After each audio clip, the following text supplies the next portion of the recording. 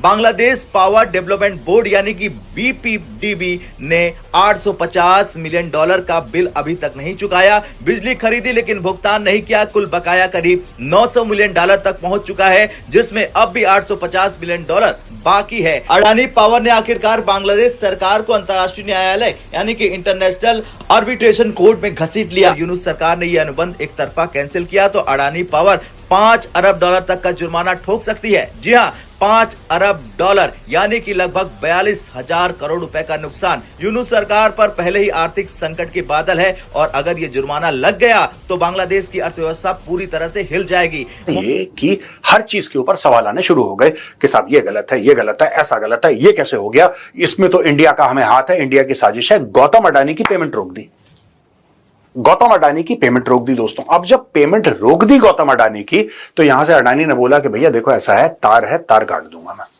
पैसे लाओ। तो इन लोगों ने फिर बड़ी मुश्किल दिल पे पत्थर रख के कुछ पैसे गौतम अडानी को दिए। अगर बांग्लादेश में अगर हम इंटरनल हालातों पे नजर रखें तो वो भी बांग्लादेश और जो ये अभी सरकार है यूनुस की उनके भी हाथों से निकल रही है। तो ऐसे में क्या हम कह सकते हैं कि इलेक्शंस को लेकर भी चर्चाएं हैं, इलेक्शन होना तय है लेकिन हो नहीं पा रहे हैं और हालात जिस तरह के बनते जा रहे हैं, ऐसे में इलेक्शंस और मुश्किल नजर आ रहे हैं। क्या उसका नेशनलिज्म का जमीर जाग उठा? बड़ा डिफिकल्ट है ये चीज कहना, क्योंकि इस टाइम पे बांग्लादेश मेरे हिसाब से इस गोनो एक्सप्लोड, यहाँ पर सिविल वॉर होने के बहुत चांसेस हैं। जिस तरह से इलेक्शंस और ये सब चीजें कर रहे हैं और अभी दिख रहा है कि अवामी लीग के लोग उठ के खड़े होने शुरू हो चुके हैं। अडानी ने जब बिजली सप्लाई करना शुरू हुआ 2 ही साल हुए थे, अब बांग्लादेश ने बोला कि नहीं ये तो बहुत महंगा है, दिस इज वेरी एक्सपेंसिव।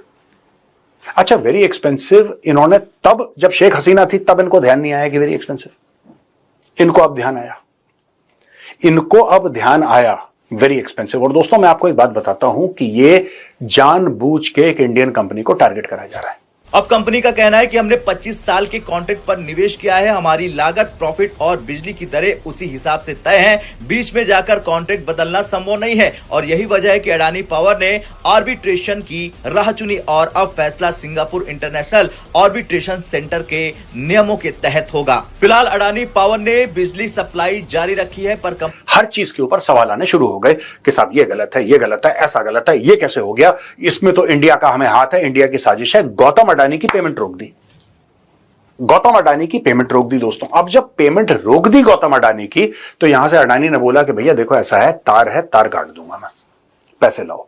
तो इन लोगों ने फिर बड़ी मुश्किल दिल पे पत्थर रख के कुछ पैसे गौतम अडानी को दिए। मई 2025 तक reporting from Adani and the press indicated Bangladesh had paid roughly 1.2 billion, $2 अरब के बिल पेंडिंग थे। बांग्लादेश ने 1.2 बिलियन यानी कि $1.2 अरब बिल के दे दिए।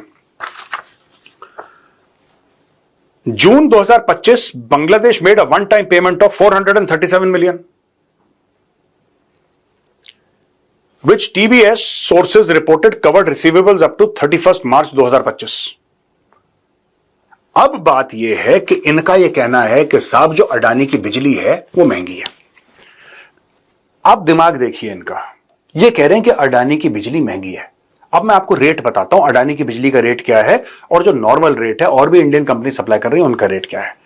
जो बाकी इंडियन कंपनी सप्लाई कर रही हैं वो कर रही हैं 9.57 9.57 टका पर यूनिट।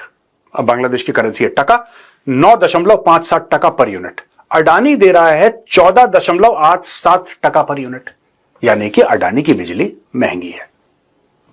ठीक है, अडानी की बिजली जो है वो महंगी है। और अब ये लोग कह रहे हैं कि साहब करप्शन हो गया। ये जो पूरी डील थी 25 साल के लिए साइन थी, 25 ईयर्स, 25 साल तक अडानी सप्लाई करेगा। और ये 25 साल की जब डील हुई, अडानी ने साइन करी, जिस रेट पे साइन करी, जो भी होगा, अब वो डील तो हमें नहीं पता क्या है, हम तो जो मीडिया में है वही बता सकते हैं आपको।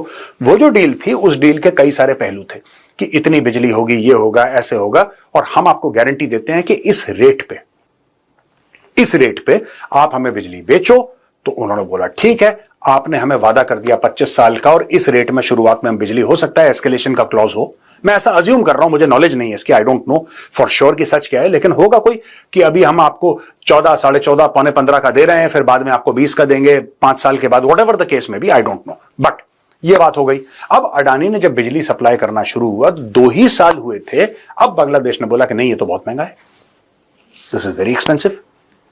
अच्छा, वेरी एक्सपेंसिव इन्होंने तब, जब शेख हसीना थी तब इनको ध्यान नहीं आया कि वेरी एक्सपेंसिव, इनको अब ध्यान आया, इनको अब ध्यान आया वेरी एक्सपेंसिव। और दोस्तों मैं आपको एक बात बताता हूं कि ये जानबूझ के एक इंडियन कंपनी को टारगेट करा जा रहा है।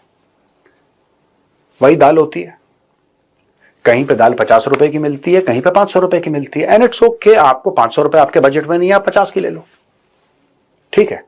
जो 5 स्टार, अब आप बोलेंगे साहब दाल और बिजली में तो बहुत जमीन आसमान का फर्क है। यार उस बंदे ने अगर कोई फैक्ट्री लगाई है इतनी बड़ी, राइट, और पूरी ट्रांसमिशन लाइन उसने खींची है वहां तक, या जो भी उसने काम करा है, और महंगी सस्ती की बात नहीं होती, आपने होशो हवास में पूरी आंखें खोल के, पूरे मतलब अपने होश में आके आपने एक डील साइन करी है, you have to honour the deal.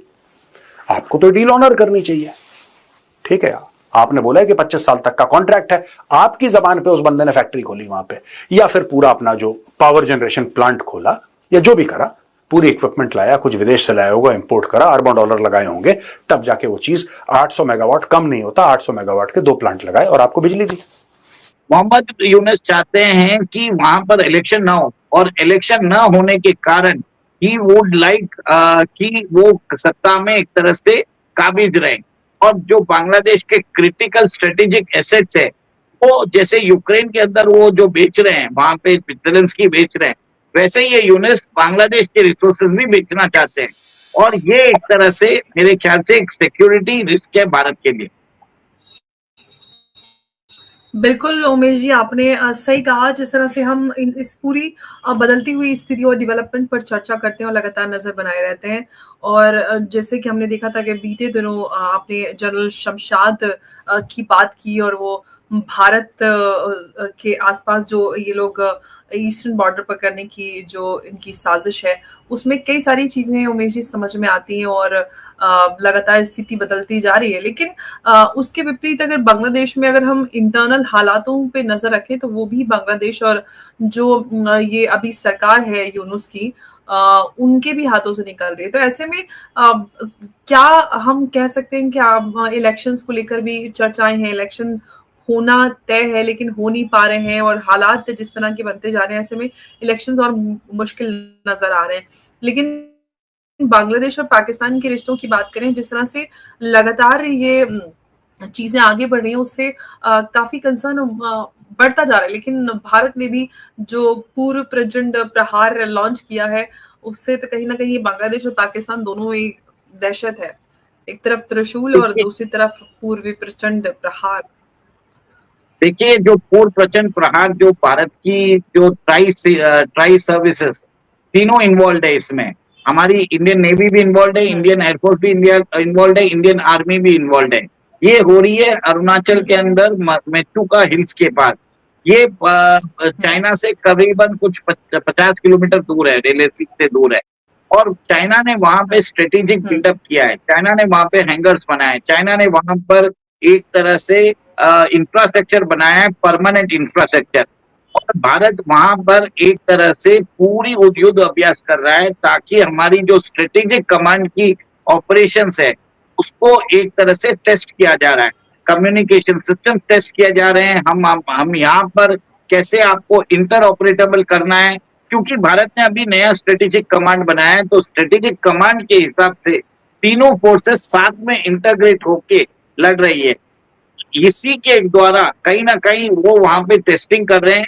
और एक चीज है, जिस हिसाब से मंगला पोर्ट और चिटागंग पोर्ट में पाकिस्तानी जो शिप्स को अलाउ कर रहे हैं, तो मेरा ये मानना है कि वो एरिया पे हमें एक तरह से बहुत ही सावधानी बरतने की जरूरत है, और इंडियन नेवी भी एक तरह से चौकस है। अमर जी, सबसे बड़ी बात ये है कि ये जो पूर्व प्रचंड प्रहार हो रहा है, एक तरह से वार्निंग है पाकिस्तान को, एक तरह से वार्निंग है बांग्लादेश को और चाइना को, कि हम अपने ईस्टर्न सेक्टर को भी हम उतना ही सीरियसली लेते हैं जैसे हमारा वेस्टर्न सेक्टर। तो भारत के ईस्ट और वेस्ट पर दोनों जगह साथ में आप ये देख रहे हैं ऑपरेशन त्रिशूल और ऑपरेशन पूर्ण प्रचंड प्रहार साथ में हो रहा है। This is one of the greatest things which is happening. ये कभी भी नहीं हुआ, अनप्रेसिडेंटेड है। और जो नोटा में नेक्स्ट 2 महीने के लिए चलने वाला है, और कहीं ना कहीं आप ये देखिए 2 महीने मतलब जनवरी तक चलेगा और फरवरी में इलेक्शन है। तो बांग्लादेश के अंदर एक इलेक्शन करवाने के लिए वहां पर एक तरह से वहां पर वार्निंग दी जा रही है यूनेस्को कि आप कुछ भी एक तरह से काम मत करिए, जिससे नहीं तो उसका उसका नतीजा जो होने वाला है, it will not be in the best interest of Bangladesh.